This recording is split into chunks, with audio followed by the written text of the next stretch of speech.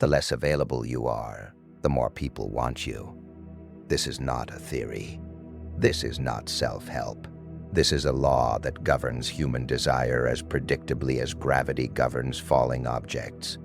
And most men live their entire lives violating it. In the next 20 minutes, you will learn Machiavelli's secrets to becoming magnetic. 7 strategic moves that create scarcity, not manipulation, not games. Strategic unavailability. Each move is a specific behavior you can apply today. Time scarcity, attention scarcity, validation scarcity, reaction scarcity, word scarcity, access scarcity, and outcome scarcity. These are not about controlling others. They are about controlling yourself. Move 1. Time scarcity. She texts you at 2 p.m. You see it immediately. Your fingers hover over the keyboard. Every instinct tells you to reply now. Do not. You just failed the first test. When you respond instantly, you tell her 3 things. 1. You were waiting for her message. 2. Nothing in your life is more important than her text. 3. Your time has no competing demands. All 3 signals say the same thing.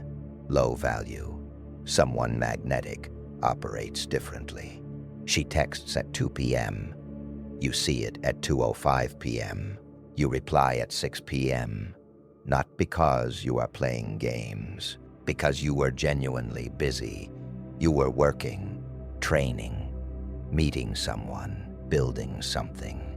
And when you finally had a natural break, you responded. The rule is simple. Never respond faster than she does. If she takes 3 hours, you take 3 hours minimum. If she takes a day, you take a day. This is not punishment.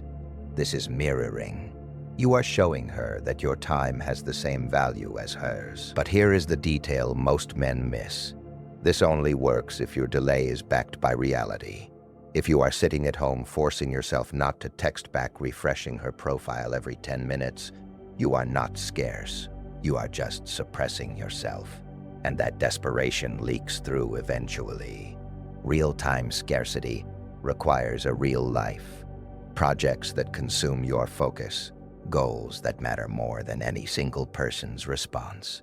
A schedule that is genuinely full. When your time is actually valuable, the delay is not a tactic. It is a natural consequence of having priorities. Time scarcity makes you magnetic because it signals demand. People want what others want. When your time is clearly occupied, it implies others are occupying it. And that implication creates competition in her mind. Even if the competition is just your own goals. Move 2. Attention scarcity. You are on a date. She is talking. You are staring directly at her, nodding at everything, reacting to every word. Your attention is completely hers, and it is killing your attractiveness. Undivided attention given freely registers as worthless. This is economics. Abundant things have no value. Scarce things do. When your attention is always available, always focused, always easy to capture, it becomes background noise. Someone who is magnetic does something different. She is talking. You are listening. But your eyes drift, not rudely, naturally. You glance at something across the room. You notice someone walking by. You seem slightly distracted, like multiple things are happening in your mental space, and she is one of them, but not the only one. This is not about being disrespectful. This is about being realistic.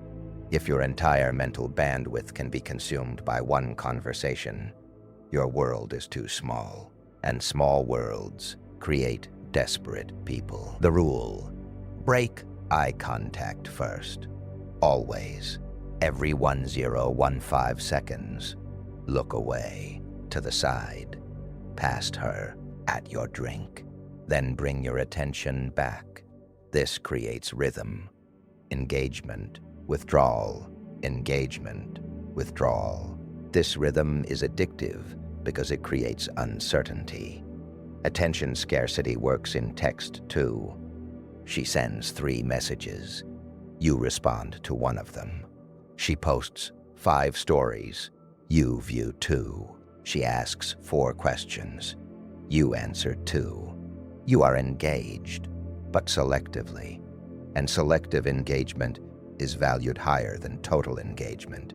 Now moves 3 and 4 work together, and this is critical because most men get one right and completely fail the other. We will come back to how they connect. Move 3. Validation scarcity. She shows up to dinner wearing something new. How do I look? Your instinct is to compliment immediately. You look amazing. You just gave away power. Compliments are currency. When you give them freely, they inflate. When you give them rarely, they matter. Someone who is magnetic does not withhold compliments out of cruelty. They withhold them out of honesty. They only give them when genuinely moved to do so. She asks how she looks. You glance at her. You look fine. Not cold, just honest. Later, if she does something that genuinely impresses you, makes an insightful point, handles a situation well, you acknowledge it. That was smart. Now the compliment lands because it was not expected, because it was earned, not given. Most men overvalidate hoping it will create attraction. It does the opposite. It creates comfort, which kills tension, and attraction lives in tension, not comfort. The rule: compliment actions, not appearance. Compliment rarely, not frequently. And when you do compliment, be specific and brief. That was well said. Then move on. Do not linger on it. Do not wait for her reaction. Drop it and keep moving. Validation scarcity also means you stop seeking it from her. You do not fish for compliments. You do not ask, "Did you like it?" after telling a story. You do not check, "Does that make sense?" after sharing an opinion. You state things and move on, trusting they landed. Seeking validation signals you do not have internal validation. And that lack is repellent. Move 4, reaction scarcity. She tells you something designed to get a reaction. Maybe she mentions another guy showed interest. Maybe she says something provocative. Maybe she tests you with a subtle criticism. Most men react immediately. Defensiveness, justification, emotional spike. And that reaction is what she was testing for. Someone who is magnetic does not react. They respond. There is a difference. Reacting is immediate and emotional. Responding is delayed and controlled.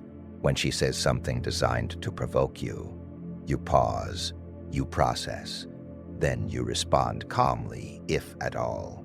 She mentions another guy. You do not react. Okay, that is it. 2 syllables. No follow-up questions. No jealousy. No increased effort to win her attention.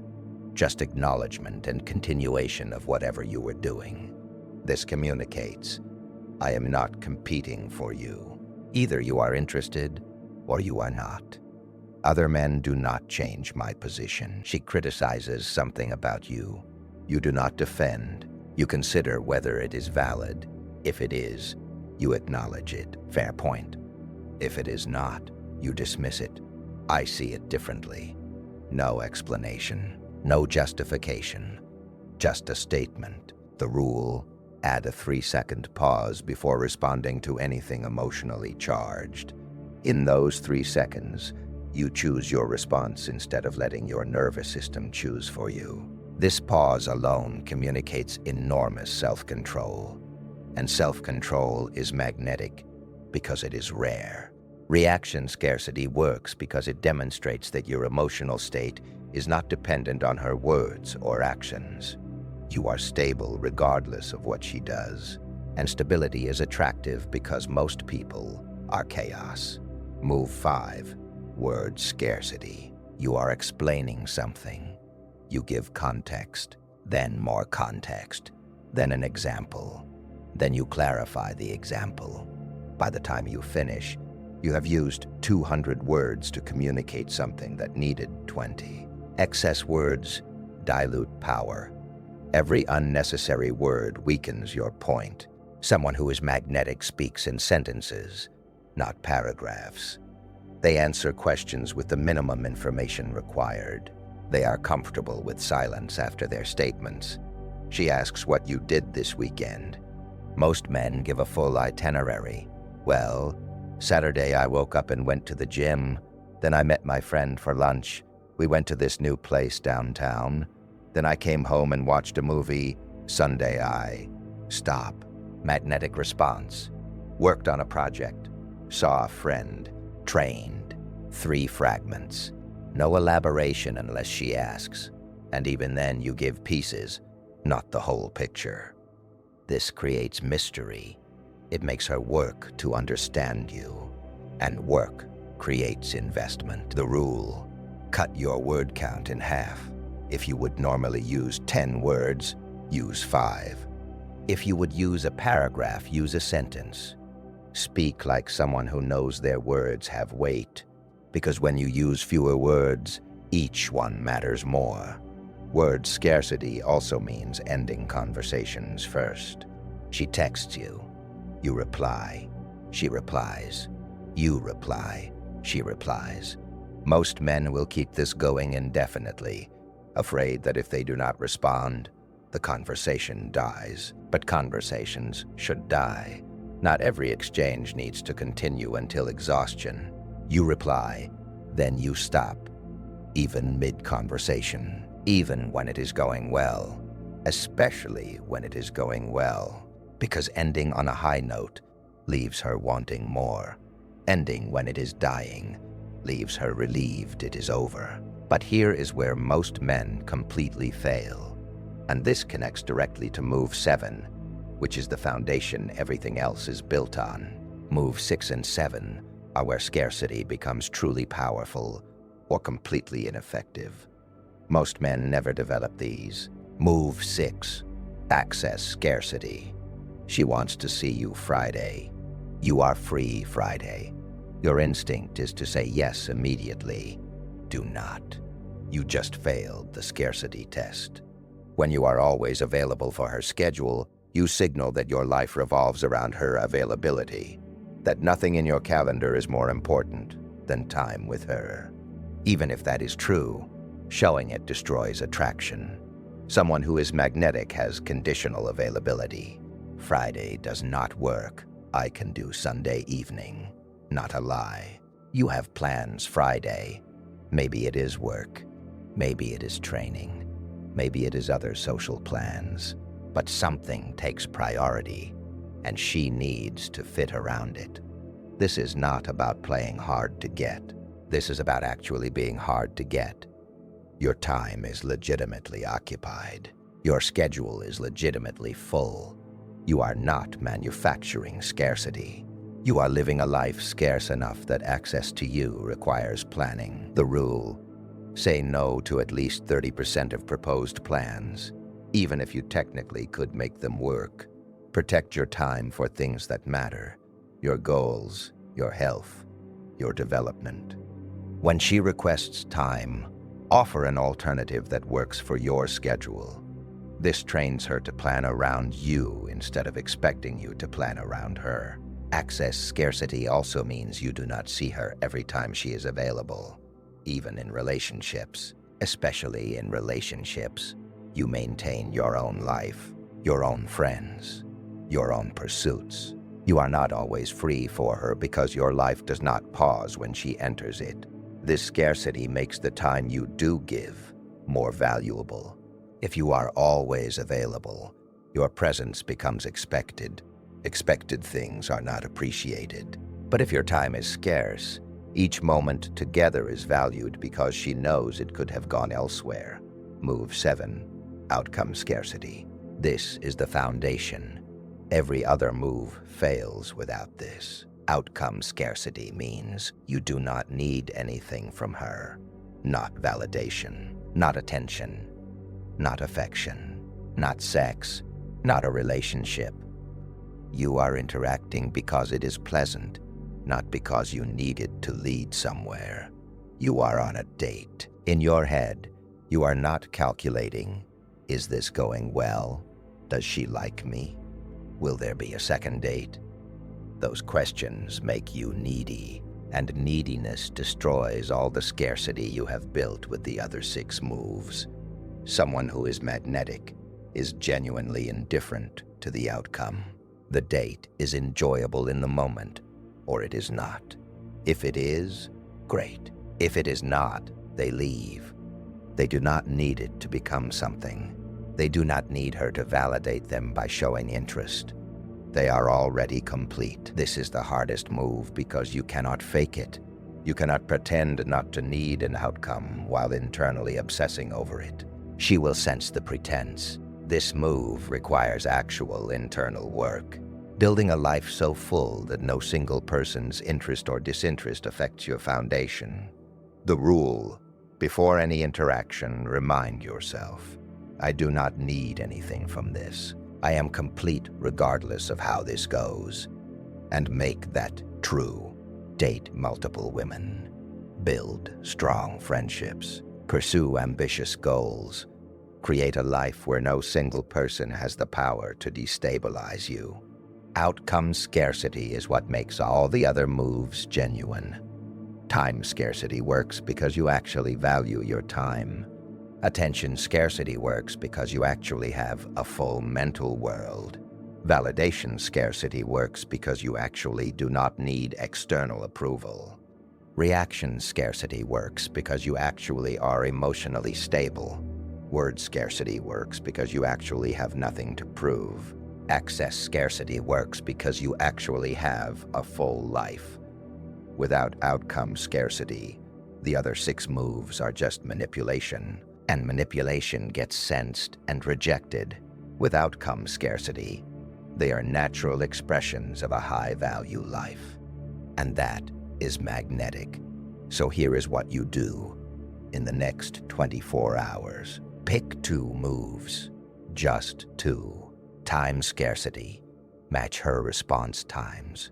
Attention scarcity. Break eye contact first. Validation scarcity. Compliment only when genuinely moved. Reaction scarcity. Pause 3 seconds before responding to anything charged. Word scarcity. Cut your word count in half.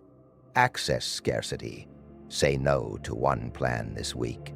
Outcome scarcity. Remind yourself you need nothing from any single interaction. Apply 2 of these tomorrow. Then, watch what happens. Watch how people treat you differently. How they lean in more when you pull back. How they value your time more when it is less available.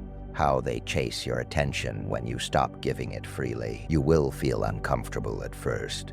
You will feel like you are being cold, like you are sabotaging connection, like you are missing opportunities. You are not. You are creating opportunities by becoming someone worth pursuing instead of someone who pursues. Scarcity is not cruelty. It is self-respect. It is valuing your time, attention, validation, emotional stability, words, access, and internal state enough to not give them away freely. And when you value yourself at that level, others have no choice but to value you too. Machiavelli understood that power flows towards scarcity and away from abundance. The prince who is always available to his people loses authority. The prince who is strategically unavailable commands respect. The same applies to you. You have been abundant with yourself, giving your time freely, your attention constantly, your validation easily, your reactions immediately, your words endlessly, your access unconditionally. And it has made you common. Abundance makes everything common. Starting now, become scarce. Not through withdrawal or games, through strategic allocation of finite resources. Your time is finite. Your attention is finite. Your validation is finite. Treat them that way. Give them to people and pursuits that earn them. Withhold them from people and situations that do not. This is not about controlling others. This is about controlling yourself. Controlling where your energy goes. Controlling what you tolerate. Controlling who gets access to your limited resources. Do this for 24 hours. 2 moves. Measure the change. Notice how differently people respond when you are less available. Notice how much more they value what you give when you give it selectively. That is Machiavelli's secret. Scarcity creates value in markets, in resources, in people. Stop being abundant with yourself. Start being scarce, and watch how quickly you become magnetic.